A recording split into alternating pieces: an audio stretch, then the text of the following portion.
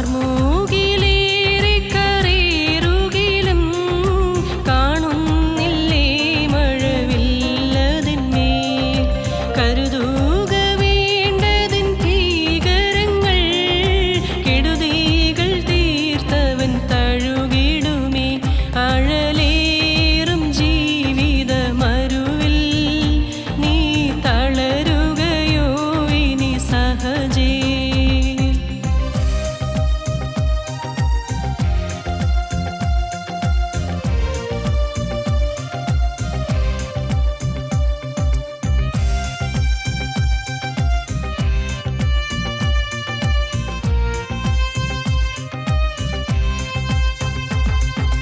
മരുഭൂപ്രയാണത്തിൽ ചാരിടുവാൻ ഒരു നല്ല നായകൻ നിനക്കില്ലയോ?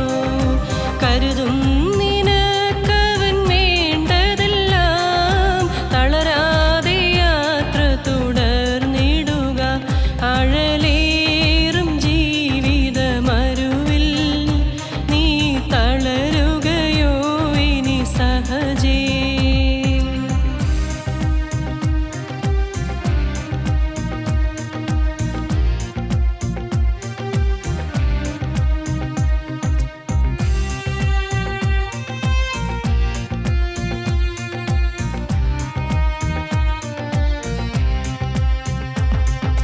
ചേലോടു തന്ത്രങ്ങളോതിടുവാൻ ചാരന്മാരുണ്ടധികം സഹജേ.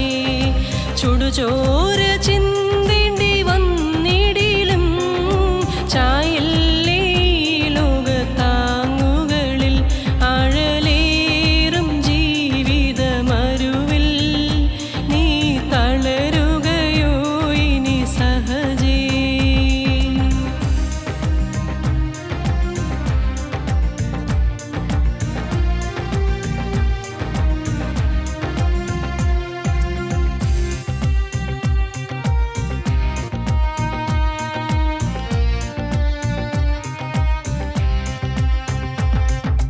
കൈപ്പുള്ള വെള്ളം കുടിച്ചിടിലും കൽപ്പന പോലെ നടന്നിടണം. ഏൽപ്പിക്കയില്ലവൻ ശത്രുകയിൽ സ്വർപ്പൂരം നീ അണയും വരെയും അഴലേറും ജീവിത മരുവിൽ നീ തളരുകയോ ഇനി സഹജേ. അഴലേറും ജീവിത മരുവിൽ നീ തളരുകയോ ഇനി സഹജേ. ഞങ്ങളും ക്രൂശിക്കപ്പെട്ട ക്രിസ്തുവിനെ പ്രസംഗിക്കുന്നു. ദൈവ തിരുനാമത്തിന് മഹത്വം ഉണ്ടാകട്ടെ. ഉൽപ്പത്തി പുസ്തകം 19-ാം അധ്യായം 17-ാം വാക്യം. ജീവരക്ഷയ്ക്കായി ഓടിപ്പോക, പിറകോട്ട് നോക്കരുത്, ഈ പ്രദേശത്തെങ്ങും നിൽക്കുകയും അരുത്. നിനക്ക് നാശം ഭവിക്കാതിരിപ്പാൻ പർവ്വതത്തിലേക്ക് ഓടിപ്പോക. ജീവരക്ഷയ്ക്കായി ഓടിപ്പോക, പർവ്വതത്തിലേക്ക് ഓടിപ്പോക. നാശം സംഭവിക്കാതിരിപ്പാൻ പർവ്വതത്തിലേക്ക് ഓടിപ്പോക. ഈ പ്രദേശത്തെങ്ങും നിൽക്കുകയും അരുത്. ഈ പ്രദേശം നശിക്കാൻ പോകുന്നു. ഇവിടം തകർന്ന് മുടിയാൻ പോകുന്നു. വേഗം ഓടിപ്പോയിക്കൊള്ളുക. ആകാശത്തു നിന്ന് ഗന്ധകം പെയ്യും. ആകാശത്തു നിന്ന് തീയും പെയ്യും. ഗന്ധകവും തീയും ഉയരത്തിൽ നിന്ന് പെയ്ത് ഈ ദേശം കത്തി അമരാൻ പോകുന്നു. വേഗം ഓടിപ്പോയി രക്ഷപ്പെട്ടുകൊള്ളുക. പർവ്വതത്തിലേക്ക് ഓടിപ്പോയിക്കൊള്ളുക. ഈ പ്രദേശത്തെങ്ങും നിൽക്കുകയും അരുത്. ജീവരക്ഷയ്ക്കായി ഓടിപ്പോക, പർവ്വതത്തിലേക്ക് ഓടിപ്പോക. നിന്റെ ജീവരക്ഷയ്ക്കായി ഈ പ്രദേശത്തെങ്ങും നിൽക്കാതെ പർവ്വതത്തിലേക്ക് ഓടിപ്പോക. തിരുവചനത്തിലെ പർവ്വതങ്ങൾ: 1 മോറിയ പർവ്വതം, മോറിയ മല. 2 ഹോറേവ് പർവ്വതം, ഹോറേവ് മല. മോറിയ മല യാഗത്തിൻ്റെ പർവ്വതമാണ്. മോറിയ പർവ്വതം അനുസരണത്തിൻ്റെ പർവ്വതമാണ്. It is the mountain of sacrifice, it is the mountain of obedience. അത് യാഗത്തിൻ്റെ പർവ്വതമാണ്, അത് അനുസരണത്തിൻ്റെ പർവ്വതമാണ്. മോറിയ പർവ്വതം, മോറിയ മല. രണ്ടാമത് നാം ചിന്തിച്ചത്, കഴിഞ്ഞൊരവസരത്തിൽ നാം ചിന്തിച്ചത്, ഹോറേവ് മലയെക്കുറിച്ചാണ്. കുറേ കാര്യങ്ങൾ നാം ചിന്തിച്ചു. പക്ഷേ ഹോറേവിനെക്കുറിച്ച് ഇനിയും അധികം കാര്യങ്ങൾ ധ്യാനിക്കാനുണ്ട്. ഹോറേവ് മലയെക്കുറിച്ച് നാം ചിന്തിച്ചത് പുറപ്പാട് പുസ്തകം 3-ാം അധ്യായത്തിൽ നിന്നാണ്. പുറപ്പാട് പുസ്തകം 3-ാം അധ്യായത്തിൽ 1-ാം വാക്യം, മോശ മിദ്യാനിലെ പുരോഹിതനും തൻ്റെ അമ്മായപ്പനുമായ യിത്രോവിൻ്റെ ആടുകളെ മേയിച്ചു കൊണ്ടിരുന്നു. അവൻ ആടുകളെ മരുഭൂമിക്ക് അപ്പുറത്ത് ദൈവത്തിൻ്റെ പർവ്വതമായ ഹോരേവ് വരെ കൊണ്ടുചെന്നു. അവിടെ യഹോവയുടെ ദൂതൻ ഒരു മുൾപടർപ്പിൻ്റെ നടുവിൽ നിന്ന് അഗ്നിജ്വാലയിൽ അവന് പ്രത്യക്ഷനായി. ഹോറേവ് മല ദൈവത്തിൻ്റെ പ്രത്യക്ഷതയുടെ മലയാണ്. ഹോറേവ് പർവ്വതം ദൈവത്തിൻ്റെ പ്രത്യക്ഷതയുടെ പർവ്വതമാണ്. It is the mountain of the appearance of God. ദൈവത്തിൻ്റെ പ്രത്യക്ഷതയുടെ പർവ്വതം. It is the mountain of the revelation of God. ദൈവം വെളിപ്പെട്ട സ്ഥലമാണ്. ദൈവം മോശയ്ക്ക് വെളിപ്പെട്ട സ്ഥലം, മോശയ്ക്ക് പ്രത്യക്ഷനായ സ്ഥലം. മോശയുടെ മുൻപിൽ അത്യുന്നതനായ ദൈവം പ്രത്യക്ഷനായി. ദൈവം എങ്ങനെ പ്രത്യക്ഷനായി? ദൈവം തീയിൽ പ്രത്യക്ഷനായി. ദൈവത്തിന് ആകൃതിയില്ല, ദൈവത്തിന് രൂപമില്ല. ദൈവം ആത്മാവാകുന്നു. ആത്മാവാകുന്ന ദൈവത്തെ മനുഷ്യൻ്റെ ജഡീകമായ കണ്ണുകൾ കൊണ്ട് കാണുവാൻ സാധ്യമല്ല. ഒരു മനുഷ്യനും ദൈവത്തെ കാണാൻ സാധ്യമല്ല. ദൈവം ആത്മാവാകുന്നു. ശരീരത്തിലിരിക്കുന്ന മനുഷ്യന് ദൈവത്തെ കാണാൻ സാധ്യമല്ല. മോശയ്ക്ക് ദൈവം പ്രത്യക്ഷനായത് ദൈവം ആത്മാവിൻ്റെ തീയായി പ്രത്യക്ഷപ്പെട്ടു. മുൾപടർപ്പിൽ അഗ്നിജ്വാലയായി ദൈവം പ്രത്യക്ഷനായി. മുൾപടർപ്പ് കത്തിക്കൊണ്ടിരുന്നു. പക്ഷേ മുള്ള് കത്തി ദഹിക്കുന്നില്ല, തീരുന്നില്ല, കത്തി അമരുന്നില്ല. പക്ഷേ തീ ഇങ്ങനെ ആളിപ്പടർന്ന് ഉയർന്നുകൊണ്ടിരിക്കുന്നു. തീജ്വാല. തീജ്വാലയുടെ നടുവിൽ നിന്ന് ദൈവം പ്രത്യക്ഷനായി. എങ്ങനെ? വചനമായി പ്രത്യക്ഷനായി. ദൈവം തൻ്റെ ശബ്ദത്തിൽ പ്രത്യക്ഷനായി, തൻ്റെ വചനത്തിൽ പ്രത്യക്ഷനായി. വചനത്തിൽ കൂടെ ദൈവം മനുഷ്യനോട് ഇടപെട്ടു.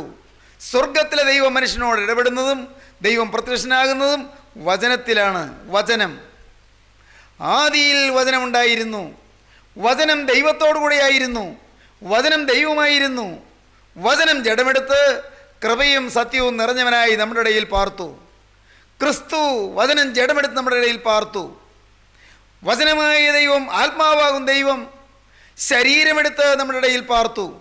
അതാണ് കർത്താവായ യേശു ക്രിസ്തു. വചനം ജഡമെടുത്തു.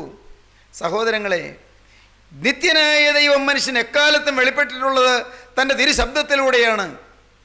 അബ്രഹാമിന് വെളിപ്പെട്ടു. അബ്രഹാമേ അബ്രഹാമേ എന്ന് വിളിച്ചു. തൻ്റെ തിരുവചനം കൊടുത്തു. ഞാൻ നിന്നെ കാണിപ്പാനിരിക്കുന്ന ദേശത്തേക്ക് പുറപ്പെടുക. വചനം. നോഹയ്ക്ക് ദൈവം വെളിപ്പെട്ടു.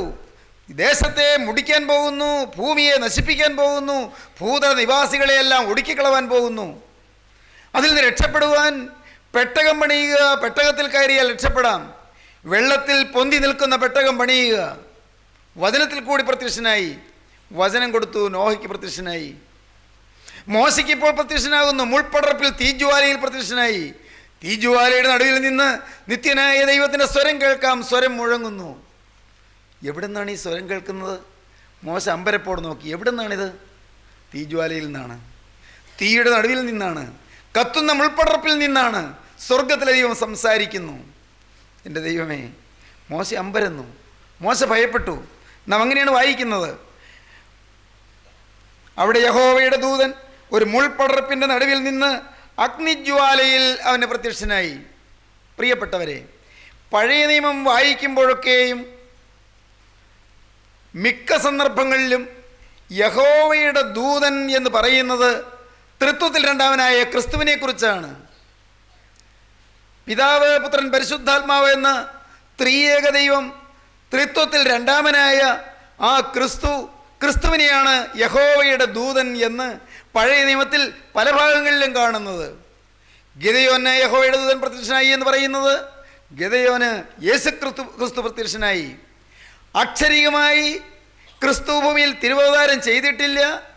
പക്ഷേ നിത്യനായ ദൈവത്തിൻ്റെ തൃത്വത്തിൽ രണ്ടാമനായ ക്രിസ്തു ഗിദെയോന് പ്രത്യക്ഷനായി, മോശയ്ക്ക് പ്രത്യക്ഷനായി, അബ്രഹാമിന് പ്രത്യക്ഷനായി, യാക്കോബിന് പ്രത്യക്ഷനായി, എല്ലാം അത് ക്രിസ്തുവിനെ കാണിക്കുന്നു. യഹോവയുടെ ദൂതൻ.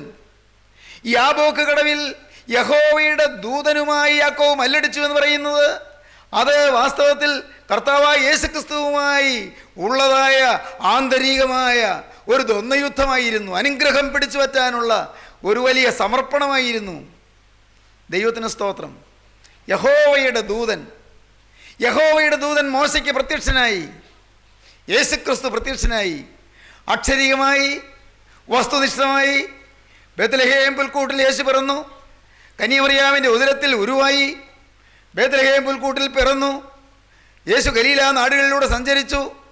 നസ്രയത്തിലെ തച്ചുവരയിൽ പണിയെടുത്തു. പ്രിയപ്പെട്ടവരെ, നസ്രായനെന്നും തച്ചൻ്റെ മോനെന്നും വിളിക്കപ്പെട്ടു. യേശുക്രിസ്തു യോർദാനത്തിൻ്റെ വക്കിലൂടെ നടന്നു. യേശുക്രിസ്തു ആ ഗലീല നാടുകളിലൊക്കെയും സഞ്ചരിച്ചു. ഏതാണ്ട് 200 മൈൽ ചുറ്റളവിനുള്ളിൽ യേശു തൻ്റെ പ്രവർത്തന മണ്ഡലം ഒതുക്കി. യേശുക്രിസ്തു ബെത്സയിലും കോറസീനിലും കഫർന്നഹൂമിലും യെറിഹോവിലും ഗദരദേശത്തും യെറിഹോവിലും നയീൻ പട്ടണത്തിലും യേശുക്രിസ്തു യാത്ര ചെയ്തു. വിവിധ സ്ഥലങ്ങൾ യേശുക്രിസ്തു സന്ദർശിച്ചു. ഒലിവുമലയിൽ രാവാർത്തു. യേശുക്രിസ്തു യെരൂശലേം ദേവാലയത്തിൽ ചെന്നു ദേവാലയ പരിസരത്ത് പ്രസംഗിച്ചു. യേശുക്രിസ്തു യാത്ര ചെയ്തു. യേശുക്രിസ്തു രോഗികളെ സൗഖ്യമാക്കി. ആവശ്യക്കാർക്ക് ആവശ്യം നിറവേറ്റി കൊടുത്തു. ദുഃഖിതരെ ആശ്വസിപ്പിച്ചു. പാവപ്പെട്ടവരുടെ കണ്ണുനീര് തുടച്ചു. വേദനിക്കുന്നവരുടെ വേദന ആറ്റി അകറ്റി. യേശുക്രിസ്തു അന്ന് 33.5 കൊല്ലം നന്മ മാത്രം ചെയ്തുകൊണ്ട് സഞ്ചരിച്ചു. അക്ഷരികമായി സഞ്ചരിച്ചു. ഇന്നും യേശുക്രിസ്തു നമുക്ക് പ്രത്യക്ഷനാകുന്നുണ്ട്. വചനത്തിൽ കൂടി പ്രത്യക്ഷനാകുന്നുണ്ട്. നൂറ്റാണ്ടുകൾക്ക് മുൻപ് ഹോറേബ് പർവ്വതത്തിൽ എരിയുന്ന മുൾപ്പടർപ്പിൻ്റെ മധ്യത്തിൽ നിന്ന് സംസാരിച്ച നിത്യനായ ദൈവം, മോശയ്ക്ക് വെളിപ്പെട്ട നിത്യനായ ദൈവം ഇന്നും വെളിപ്പെടുന്നുണ്ട്. തൻ്റെ വചനത്തിലൂടെ നമ്മോട് ഇടപെടുന്നുണ്ട്. യേശുക്രിസ്തു തൻ്റെ തിരുവചനത്തിലൂടെ നമ്മോട് സംസാരിക്കുന്നുണ്ട്. യേശു നമ്മെ പേർ ചൊല്ലി വിളിക്കുന്നുണ്ട്. നാം അങ്ങനെയാണ് കാണുന്നത്. മുൾപ്പടർപ്പ് വെന്തു പോകാതിരിക്കുന്ന ഈ വലിയ കാഴ്ച എന്തെന്ന് ഞാൻ ചെന്ന് നോക്കട്ടെ എന്ന് മോശ പറഞ്ഞു. നോക്കേണ്ടതിന് അവൻ വരുന്നത് യഹോവ കണ്ടപ്പോൾ ദൈവം മുൾപ്പടർപ്പിൻ്റെ നടുവിൽ നിന്ന് അവനെ മോശേ മോശേ എന്ന് വിളിച്ചു. ദൈവത്തിന് സ്തോത്രം. ദൈവം മനുഷ്യനെ വിളിക്കുന്നു. വചനത്തിലൂടെയുള്ള വിളി. എൻ്റെ സ്നേഹിതരെ, ഇന്ന് നിങ്ങളിത് കേൾക്കുമ്പോൾ നിങ്ങളെ യേശു വിളിക്കുന്നത് നിങ്ങൾക്കൊന്ന് ചിന്തിക്കാമോ? നിങ്ങളെ പേർ ചൊല്ലി വിളിക്കുന്നതെന്ന് മോശയെ അറിയുന്നവൻ നീലനദിയുടെ പരപ്പിൽ നിന്ന് ഞാങ്ങണപ്പെട്ടി പൊക്കിയെടുത്ത് ഞാങ്ങണപ്പെട്ടിയിൽ നിന്ന് പുറത്തെടുത്ത് തീരുമായിരുന്ന ജീവിതത്തെ തീർക്കാതെ, അവസാനിച്ചു പോകുമായിരുന്ന ജീവിതം അവസാനിക്കാതെ ആയുസ് നീട്ടിക്കൊടുത്ത് മോശയെ ഇന്ന് ഈ 80-ാമത്തെ വയസ്സ് വരെ പരിപാലിച്ച ദൈവം, നിത്യനായ ദൈവം മോശേ മോശേ എന്ന് വിളിക്കുകയാണ്. കഴിഞ്ഞ കാലങ്ങളിൽ ദൈവം വളർത്തിക്കൊണ്ടിരുന്നു, ശരി. നീലനദിയുടെ ചിറ്റോളങ്ങളിൽ നിന്ന് ദൈവം പൊക്കിയെടുത്തു, സത്യം. തീർന്നു പോകേണ്ട ജീവിതത്തെ ആയുസ് അവസാനിപ്പിക്കാതെ ദൈവം കാത്തു, പരമാർത്ഥം. എങ്കിലും ഇതാ കാലത്തിൻ്റെ ഒരു തികവിൽ, ഒരു പ്രത്യേക ആയുഷ്കാലത്തിൽ സ്വർഗത്തിലെ ദൈവം മോശയെ പേർ ചൊല്ലി വിളിക്കുകയാണ്, മോശേ മോശേ എന്ന്. മിസ്രയീം കൊട്ടാരത്തിൽ അടുത്ത കിരീടാവകാശിയായി, അടുത്ത രാജാവായി തീരാൻ ഒരുങ്ങി മിസ്രയീമിലെ ആ ഈജിപ്ഷ്യൻ സംസ്കാരത്തിൻ്റെ ഏറ്റവും വലിയ കളിത്തൊട്ടിലായ രാജധാനിയിൽ വാഴുന്ന മോശയെ ആ രാജകുമാരനെ ദൈവം വിളിച്ചിറക്കിയതും അങ്ങനെ തന്നെ. തൻ്റെ സ്വന്തം ജനത്തെ പോയി കാണണമെന്ന് മോശയ്ക്ക് തോന്നിച്ചത് ദൈവമാണ്. പ്രിയപ്പെട്ടവരെ, മിസ്രയീമിലെ നിക്ഷേപങ്ങളെക്കാൾ ക്രിസ്തുവിന് നിന്ന വലിയ ധനമെന്ന് എണ്ണുവാൻ മോശയ്ക്ക് ഹൃദയത്തിലൊരു ദാഹം കൊടുത്തത് ദൈവമാണ്. എല്ലാം ദൈവത്തിൻ്റെ സ്വർഗീയ കാര്യപരിപാടി. ഇന്നിതാ മുൾപ്പടർപ്പിൽ ദൈവം പ്രത്യക്ഷനായി. പലപ്പോഴും ദൈവം നേരിട്ട് ഇടപെട്ടിട്ടുണ്ട്, പലപ്പോഴും സംസാരിച്ചിട്ടുണ്ട്, പലപ്പോഴും മോശയ്ക്ക് ദൈവിക പ്രത്യക്ഷതകൾ ലഭിച്ചിട്ടുണ്ട്. ഇന്ന് ഹോരേബിൽ വെച്ച് ലഭിച്ച പ്രത്യക്ഷത അത് അത്യുജ്വല പ്രത്യക്ഷതയായിരുന്നു. അത് തീ കത്തുന്ന പ്രത്യക്ഷതയായിരുന്നു. അത് ജീവിതത്തെ ആകമാനം ഇളക്കി മറിക്കുന്ന പ്രത്യക്ഷതയായിരുന്നു. സ്നേഹിതരെ, നിങ്ങൾക്ക് കൊതിയുണ്ടോ അങ്ങനെ ഒരു പ്രത്യക്ഷത കിട്ടാൻ? സ്വർഗത്തിലെ ദൈവമേ, നൂറ്റാണ്ടുകൾക്ക് മുൻപ് നിൻ്റെ ദാസനായ മോശയ്ക്ക് വചനത്തിലൂടെ പ്രത്യക്ഷനായി പേർ ചൊല്ലി വിളിച്ച അതേ ദൈവം ഇന്ന് ജീവിക്കുന്നെന്ന് വിശ്വസിച്ചുകൊണ്ട് നാഥ, ഞാനിത് ആശയോടെ കാതോർക്കുന്നു നിൻ്റെ സ്വരം കേൾക്കാൻ, നിൻ്റെ ശബ്ദം കേൾക്കാൻ. ഞാനിതാ എൻ്റെ കാത് ഞാൻ തിരിക്കുന്നു കർത്താവേ. നിൻ്റെ സ്വരം എനിക്കൊന്ന് കേൾക്കണം, നിൻ്റെ ശബ്ദം എനിക്കൊന്ന് കേൾക്കണം. നിനക്ക് എന്നെക്കുറിച്ചുള്ള ഹിതമെന്തെന്ന് എനിക്കൊന്ന് അറിയണം. എന്നെ നീ എങ്ങനെയാണിപ്പോൾ കാണുന്നതെന്ന് എനിക്കൊന്ന് അറിയണം. എന്നോടുള്ള നിൻ്റെ സന്ദേശം എന്തെന്ന് എനിക്കൊന്ന് അറിയണം. എന്നോടുള്ള നിൻ്റെ സ്പെസിഫിക് മെസ്സേജ് എന്തെന്ന് എനിക്കറിയണം. എനിക്കുള്ള പ്രത്യേക ദൂത് എന്താണെന്ന് എനിക്കറിയണം. കർത്താവേ, നീ എന്നെ സ്നേഹിക്കുന്നു, അക്കാര്യം എനിക്ക് ഉറപ്പായി. നാഥ, എന്നോട് നിനക്ക് സംസാരിക്കാനുള്ളത് എന്തെന്ന് എനിക്കറിയണം. മോശേ മോശേ എന്ന് വിളിച്ചു. അതിനവൻ ഇതാ ഞാൻ എന്ന് പറഞ്ഞു. വിനയപൂർവ്വം അവൻ തിരിച്ചു പറഞ്ഞു, മറുപടി പറഞ്ഞു, ഞാനിവിടെ ഉണ്ടല്ലോ, അടിയനിവിടെ ഉണ്ടല്ലോ, ഇതാ ഞാൻ എന്ന് പറഞ്ഞു. അപ്പോൾ അവൻ, ഇങ്ങോട്ട് അടുക്കരുത്, നീ നിൽക്കുന്ന സ്ഥലം വിശുദ്ധ ഭൂമിയാകിയാൽ കാലിൽ നിന്ന് ചെരിപ്പഴിച്ചു കളക എന്ന് പറഞ്ഞു. ദൈവത്തിന് സ്തോത്രം. മോനെ, നീ നിൽക്കുന്നത് വിശുദ്ധ ഭൂമിയിലാണ്. നീ നിൽക്കുന്ന ദൈവത്തിൻ്റെ തിരുസന്നിധാനത്തിലാണ്. ദൈവം പരിശുദ്ധന്മാരിൽ പരിശുദ്ധനാണ്. ദൈവം തീക്കെടുത്തവനാണ്. അഗ്നിമയന്മാർ വിറയലോടെ ആരാധിക്കുന്നവനാണ്. തീക്കെടുത്ത മാലാഖമാർ വിറയലോടെ, ഭയത്തോടും വിറയലോടും കൂടെ ആരാധിക്കുന്നവനാണ്. അഗ്നിമയന്മാരായ മാലാഖമാർ രണ്ട് ചിറക് കൊണ്ട് പറന്നു നിന്ന്, രണ്ട് ചിറക് കൊണ്ട് കാല് മൂടി, രണ്ട് ചിറക് കൊണ്ട് മുഖം മൂടി ആരാധിക്കും ദൈവം പരിശുദ്ധൻ പരിശുദ്ധൻ പരിശുദ്ധൻ എന്ന് നിരന്തരം ആഘോഷിച്ചു കൊണ്ടിരിക്കുന്ന നിത്യപരിശുദ്ധനായ ദൈവമാണ്. അവനെ നിന്റെ അരികത്ത് വന്നിരിക്കുന്നത്. നിന്റെ കാലിലെ ചെരിപ്പ് അഴിച്ചു കളക.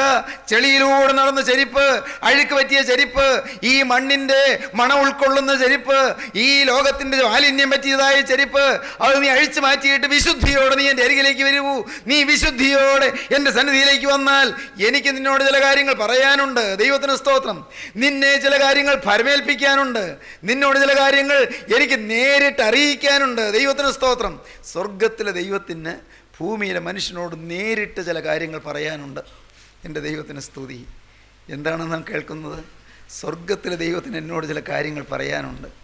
ഈ നിസ്സാര മനുഷ്യനോടോ, ഈ അല്പപ്രാണിയോടോ, ഈ വെറും കീടവും പുഴുവുമായി എന്നോടോ, ചത്ത നായെപ്പോലുള്ള വെറും ചെള്ളായ എന്നോടോ, ഇതെല്ലാം വേദപുസ്തക വാക്കുകളാണ്. ഈ എന്നോട് ദൈവത്തിന് എന്തോ സംസാരിക്കാൻ? ദൈവത്തിന് ഞാൻ എന്തുള്ളൂ? ദൈവം പരമപരിശുദ്ധൻ, നിത്യോജ്വലൻ, നിത്യപരിശുദ്ധൻ, ആദിയും അന്തവും ഇല്ലാത്തവൻ. ഞാനോ നിസ്സാരന്മാരിൽ നിസ്സാരൻ, വെറും കൃമിയും വെറും കീടവും വെറും പുഴുവും. കർത്താവേ, നീ എന്നോട് എന്താണ് അറിയിക്കാനുള്ളത്? ദൈവത്തിന് സ്തോത്രം. മോശേ മോശേ എന്ന് വിളിച്ചു.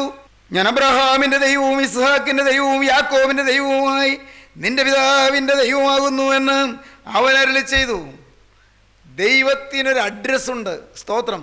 എന്താണ് സ്വർഗത്തിലെ ദൈവത്തിൻ്റെ അഡ്രസ്സ്? നിങ്ങൾ ചിന്തിച്ചിട്ടുണ്ടോ? ദൈവത്തിൻ്റെ അഡ്രസ്സ് എന്താണ്? ഞാൻ അബ്രഹാമിൻ്റെ ദൈവം. വിശ്വാസികളുടെ പേരിലാണ് ദൈവം തൻ്റെ അഡ്രസ്സ് വെച്ചിരിക്കുന്നത്. സ്തോത്രം. ദൈവമക്കളെ, നിങ്ങൾക്ക് മനസ്സിലായോ? നിങ്ങളുടെ ഓരോരുത്തരുടെയും പേരിൽ തൻ്റെ മേലുല്ലാസം വയ്ക്കുവാൻ സ്വർഗത്തിൻ്റെ പ്രസാദം തോന്നുന്നു. ഞാൻ അബ്രഹാമിൻ്റെ ദൈവവും ഇസ്ഹാക്കിൻ്റെ ദൈവവും യാക്കോബിൻ്റെ ദൈവവുമായി നിന്റെ പിതാക്കന്മാരുടെ ദൈവമാകുന്നു. നമ്മുടെ പിതാക്കന്മാരുടെ പേരിൽ അറിയപ്പെട്ട ദൈവം നമ്മുടെ പേരിലും അറിയപ്പെടാൻ ദൈവം ആഗ്രഹിക്കുന്നു. വരുംകാല തലമുറയിൽ പിതാക്കന്മാരുടെ ദൈവം എന്ന് പറയുമ്പോൾ നമ്മെയും ആ നിരയിൽ ഉൾപ്പെടുത്താൻ സ്വർഗത്തിലെ ദൈവം ആകാംക്ഷയോടെ കാത്തു നിൽക്കുന്നു.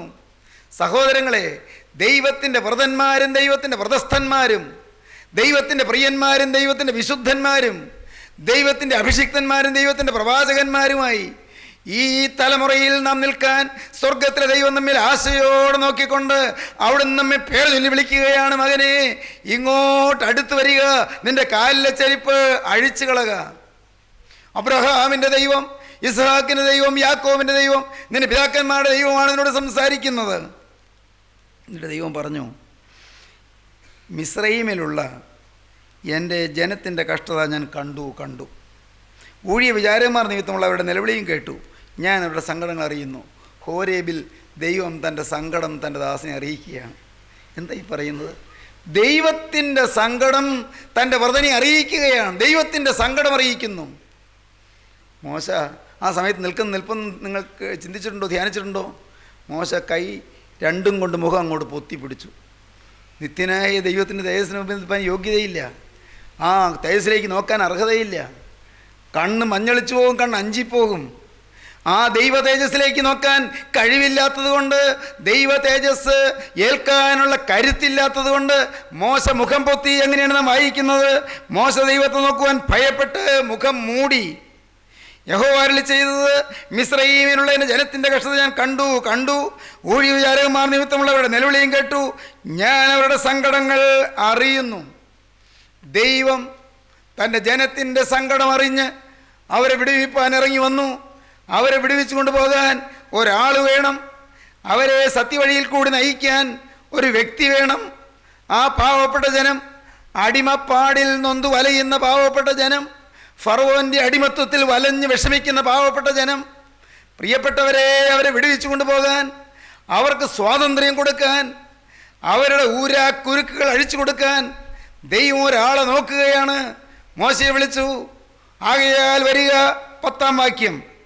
ആകയാൽ വരിക, നീ എൻ്റെ ജനമായ ഇസ്രായേൽ മക്കളെ ഇസ്രായേലിൽ നിന്ന് പുറപ്പെടുവിക്കേണ്ടതിന് ഞാൻ നിന്നെ ഫറവോൻ്റെ അടുക്കൽ അയക്കും.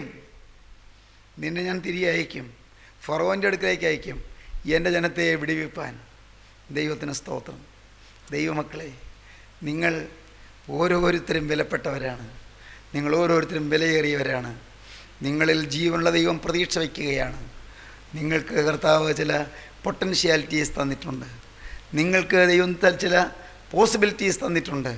നിങ്ങൾക്ക് തന്നിരിക്കുന്ന പൊട്ടൻഷ്യാലിറ്റീസ് ആൻഡ് പോസിബിലിറ്റീസ്, നിങ്ങൾക്ക് തന്നിരിക്കുന്ന കരുത്തുകളും ശക്തികളും സാഹചര്യങ്ങളും സാധ്യതകളും നിങ്ങൾ ക്രിസ്തുവിന് വേണ്ടി വിനിമയം ചെയ്യൂ. ദൈവത്തിന് സ്തോത്രം. ദൈവത്തിൻ്റെ വലിയ നാമം മഹത്വപ്പെടട്ടെ. അവന് വേണ്ടി കൊടുക്കാൻ നമ്മുടെ കയ്യിലേറെയൊന്നുമില്ല.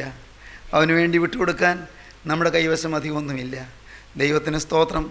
ഉണങ്ങി വരേണ്ടതായൊരു ജീവിതം, തകർന്നു തരിപ്പണമായൊരു ജീവിതം, പിശാച് പന്താടിയ ഒരു ജീവിതം, സാത്താൻ പാവ കളിപ്പിച്ച ഒരു ജീവിതം, പാപത്തിൽ അടിഞ്ഞുപോയ ജീവിതം, പാപത്തിൻ്റെ അഴുക്കുചാലിൽ കുളിച്ചുപോയൊരു ജീവിതം, അശുദ്ധിയുടെ ദുർഗന്ധം വമിക്കുന്നൊരു ജീവിതം, തിന്മ നിറഞ്ഞൊരു ജീവിതം, ദുഷ്ടത തിങ്ങിയൊരു ജീവിതം, ഹൃദയത്തിൽ അല്പം പോലും മാന്യതയില്ലാത്തൊരു ജീവിതം, സംസ്കാരം എന്തെന്ന് പോലും അറിയാത്ത മനുഷ്യത്വമില്ലാത്ത ജീവിതം, പണത്തിനു വേണ്ടി ജീവിച്ച ജീവിതം, മദ്യത്തിൻ്റെ അടിമയായി കഴിഞ്ഞ ജീവിതം, ജഡ ഇച്ഛകൾക്ക് വഴിപ്പെട്ട് ജഡ ഉല്ലാസങ്ങളിൽ കുടുങ്ങിക്കിടന്ന ജീവിതം.